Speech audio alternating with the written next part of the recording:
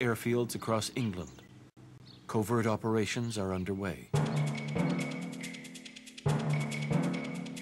Desperate to resupply its secret army throughout Nazi-occupied Europe, the SOE organizes hundreds of clandestine drops.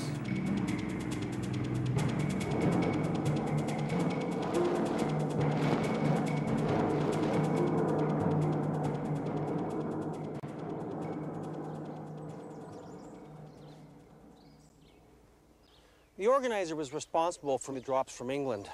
He'd meet with a bunch of his friends and local farmers. They would pick out which field they thought was safe, and then they would put together a shopping list of weapons, explosives, money, and of course always some goodies for the boys, chocolate and butter in particular.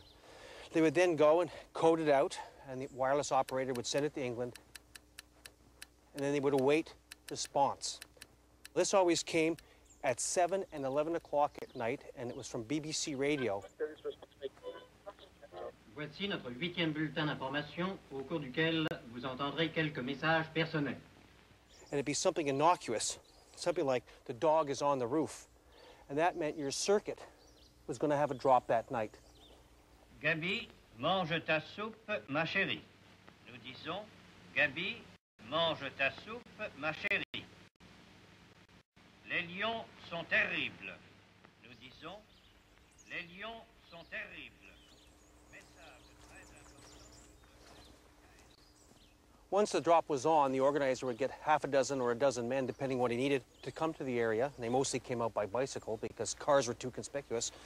And they'd come here and they'd set up in the woods, waiting for the time to come, just passing time. As the time came for the plane, they would come out with 3 lights in a one line, 100 yards apart. The lead light would be red, followed by 2 white lights. And this is for the bomber to come in. He would see the red light to know which direction to drop the chutes.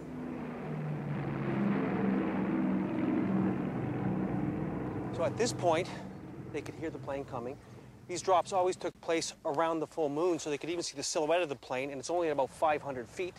And of course, it would pass over, and the chutes would come out.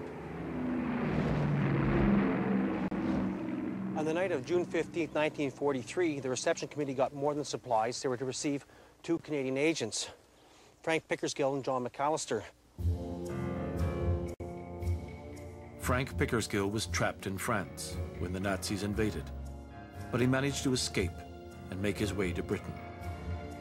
With his adventurous experiences in occupied France, Frank is an ideal recruit for the SOE. I'm convinced that as far as this war is concerned, there are certain jobs I can do better than anybody but a handful of people, and surely that is the most suitable thing for me to do. That such jobs are dangerous is just one more thing in their favor. On June 15th, Frank Pickersgill and his radio operator John McAllister prepare to parachute deep into occupied France.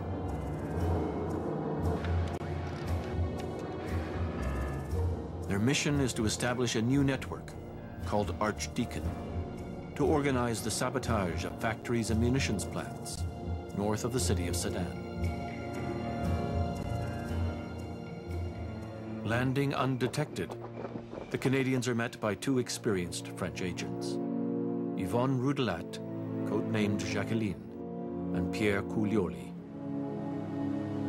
Not realizing the area has been cordoned off by the Germans, the 4 begin the long drive north to Paris. And just outside the small village of Duisson, they run into an enemy checkpoint.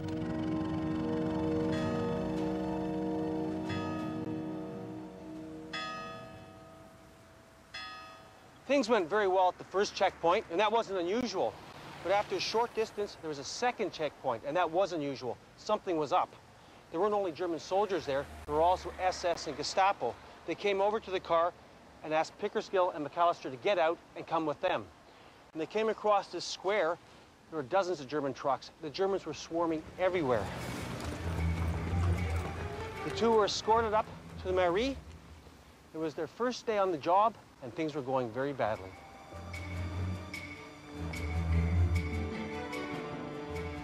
When McAllister and Pickersgill got into the mairie, they found about a dozen other men being interrogated by the Gestapo. In the meantime, Pierre and Jacqueline had cleared through the checkpoints and had driven out in front of the mairie. and they didn't know what to do. If they waited too long and things went wrong, the four would be caught, and of course they had the radios in the trunk of the car. If they left, then the Canadians were done. And all of a sudden, a German soldier comes out and says, "Come in for interrogation." Pierre decides to run for it. The chase was on. As Pierre Cuglioli and Yvonne Riddelat roar away, the Germans riddle the car with bullets, and it plunges off the road. For the SOE, this is a catastrophe. Opening the trunk of the car, the Gestapo agents discover McAllister's radio, his secret codes, and the names of the leaders of Prosper, the major SOE network in Paris.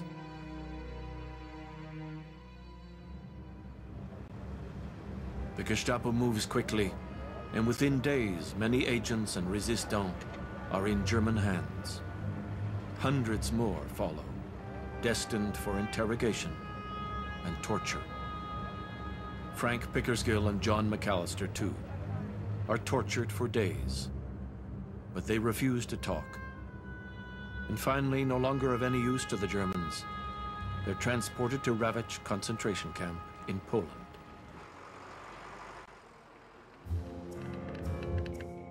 But using McAllister's radio and his codes, German agents pose as the two Canadians and transmit messages to London. They fool the SOE into parachuting agents directly into the hands of the Gestapo, a ruse often employed by the Germans, known as the radio game. Playing this deadly game is Lieutenant Colonel Hermann Giskus. The operation, known as playing back or the radio game, consisted of continuing to work with a captured radio set in the service of our own counter-espionage, concealing the fact of capture from the enemy Secret Service and leaving it under the impression that its agent was still operating safely and undisturbed. The radio game is a coup for the Germans and a disaster for the SOE. All over France, agents are captured and networks collapse. Hardest hit of all is the Parisian network, codenamed Prosper. The collapse of Prosper was catastrophic to the SOE in Paris. In the summer of 1943, the Germans picked up 1,500 agents, and they were operating 7 of the 10 wireless sets in the Paris area.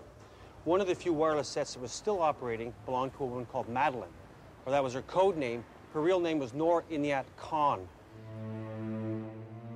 Agent Noor Inayat Khan narrowly escapes capture and warns the SOE that Prosper has been infiltrated. But fooled by the Germans' radio game, London replies that its agents in Paris are still broadcasting. Prosper must be intact. Regardless of her doubts, she was advised to meet the two Canadians, Pickersgill and McAllister, who under their code names Valentin and Bertrand, at the Café Colisée. And at that point, she would give them contacts to the circuits in the north. Thinking the two German agents are the Canadians, Noor Inayat Khan gives them details of her SOE contacts. Now the Gestapo has the information it needs to destroy the resistance in northern France, including Guy Bieler's network, Musician.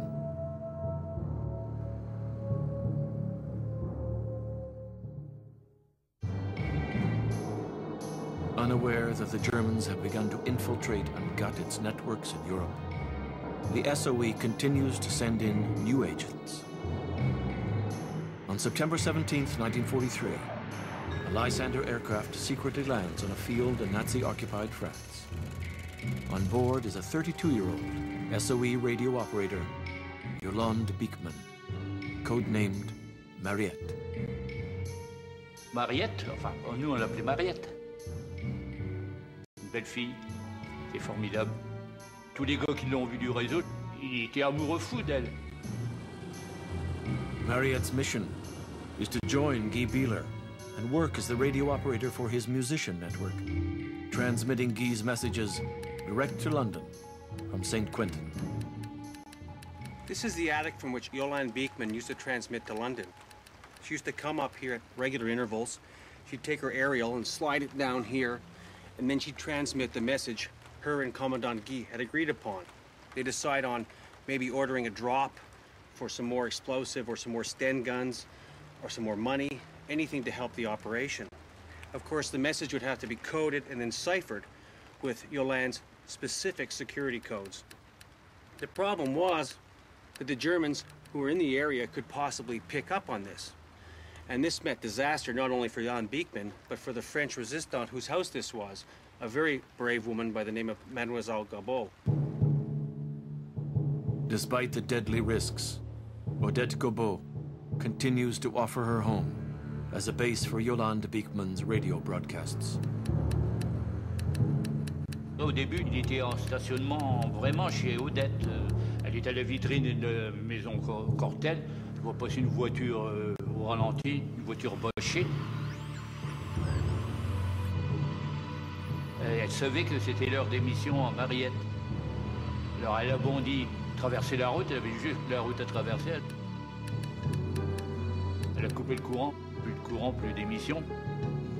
Alors la voiture Gougnot a encore fait un passage ou deux, puis après ça a disparu. Alors c'est là qu'on a trouvé que l'endroit était devenu quand même dangereux. The Germans had direction-finding vehicles. They used to have cars or trucks, and they had mobile direction-finding equipment, and they drive around towns trying to pick up the wireless signal being transmitted. There were certain ways the radio operator could get rid of this. One, they couldn't operate more than 30 minutes. Secondly, they can move from place to place. And thirdly, they can change the band while they're transmitting. And these through the direction finders all over the place. And the only way that the SOE agent could really survive was to keep moving.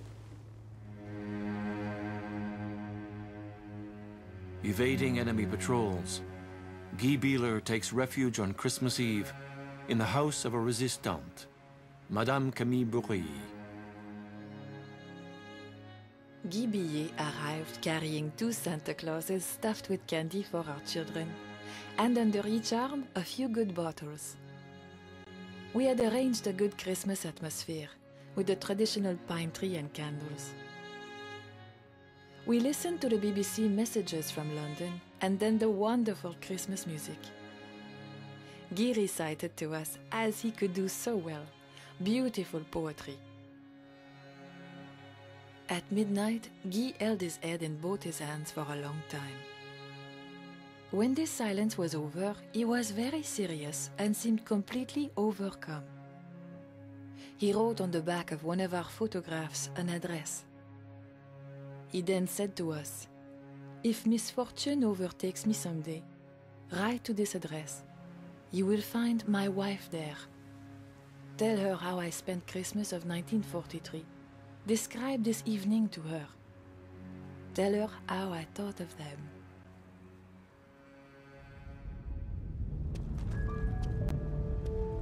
As the new year, 1944, opens, there are few safe places left in northern France. Using